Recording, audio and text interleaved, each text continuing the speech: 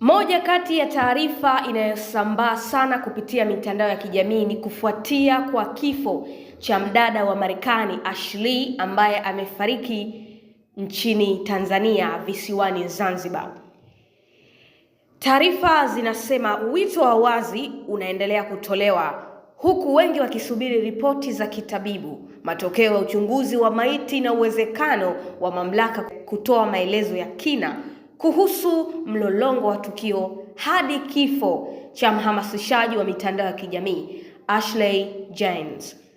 Kamanda wa polisi mkoa wa Kaskazini Unguja, Benedict Mapujira, aliambia vyombo vya habari mbalimbali kuwa uchunguzi wa awali unaonesha Ashley mwenye umri wa miaka 31, raia wa Marekani, amejiua mwenyewe akiwa visiwani humo kuvinjari na mpenzi wake.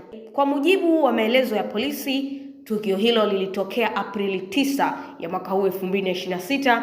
Ashley anadaiwa kujaribu kujinyonga kwa kutumia kipande cha nguo kutoka katika vazi lake ndani ya kabati la chumbani katika hoteli aliyofikia. Na nukuu hapa, ushahidi tulionao hadi sasa unaonesha kuwa marehemu alitumia kipande cha nguo kutoka kwenye vazi lake na kujinyonga ndani ya kabati, amesema Kamanda Mapujiro. Ameongeza kuwa taarifa ya awali iliripotiwa kituo cha polisi Nungwi kama tukio la jaribio la kujiua, si kifo kilichothibitishwa moja kwa moja. Na nukuu tena hapa, kwa mujibu wa taarifa, mwanamke huyo alikuwa na mtalii mwenzake. Baadaye iligundulikana kuwa alikuwa akijaribu kujitoa uhai katika chumba alichokuwa amekodi. Na nukuu tena, baada ya taarifa kufikishwa polisi, hakuwa amefariki. Aliokolewa na kupelekwa hospitalini, lakini siku iliyofuata, Aprili 10 ya mwaka huu 2026, alipoteza maisha, amesema kamanda huyo. Amefafanua kuwa mwili bado upo nchini ukisubiri uchunguzi zaidi kabla ya mipango ya kusafirishwa kurejeshwa kwao kufanyika.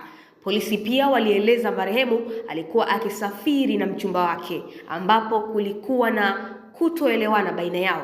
Na nukuu hapa, walikuwa na utofauti na uongozi wa hoteli uliamua kuwatenganisha vyumba, kila mmoja akawa na chumba chake, amesema. Amekataa wito wa kuchukuliwa hatua dhidi ya mchumba huyo, akisema hakuna msingi wa sheria wa kumzuia. Na nukuu, alikutwa akijaribu kujinyonga akiwa chumbani kwake, sasa ungemchukulia hatua gani mwanamume, amehoji.